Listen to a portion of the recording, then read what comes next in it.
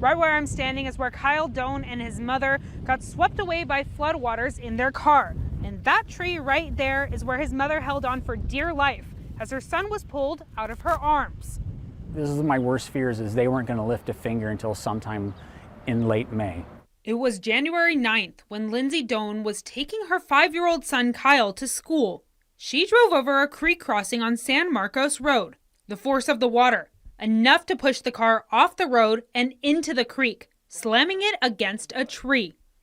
Even though they both managed to climb out of the car as it filled with water, the current pulled Kyle out of his mother's arms while she tried to hold on to him and the tree. It's the worst thing in the world. You go through years with everything to protect them. You go through daycare, you go through all that stuff, and he only had half a year of kindergarten. The only graduation picture I have is of his preschool. Hundreds initially helped look for Kyle, but now 4 months later, his parents say official search efforts have stopped, and they no longer have patience for the San Luis Obispo Sheriff's Office. I just don't understand, because they keep saying, well, this is a high priority. Well, show me it's a high priority. Doan says the sheriff's office has been vague and unresponsive to his numerous calls and letters he's written, pleading for an update on the investigation. Well, what's the status of your efforts? Can you give me any specifics? Can you get back to the K-9 captain, please?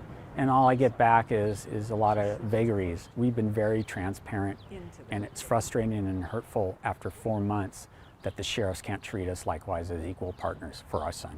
Doan says a sheriff's office K-9 handler told him in January they might have found something. One of their dogs had this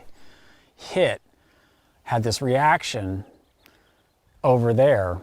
He says after that, he hired nationally certified cadaver dogs, and 2 other dogs also got a hit. But when they brought that back to the sheriff's office, nothing. And Doan says the sheriff's office won't allow the family to bring back the K-9s, saying it might interfere with their investigation. If you're not going to go out there and search, I want you to not be an obstacle for the volunteer efforts that our family has made with organizations. And quite frankly, they have made obstacles and made it very difficult for us to perform our own searches. We should be farther along. We've lost opportunities with good weather. I reached out to the San Luis Obispo Sheriff's Office for some clarification on the status of the search efforts for Kyle Doan, but I did not hear back. It's scary, it's upsetting, and you're trying to think logically and rationally, but there's all that emotion. It's like, just where the heck could he be? There's just a lot of pressure trying to adapt to a different way of living. To have your 5-year-old taken away from you, it's crushing. Especially in this manner, and we still don't have any closure regarding his body.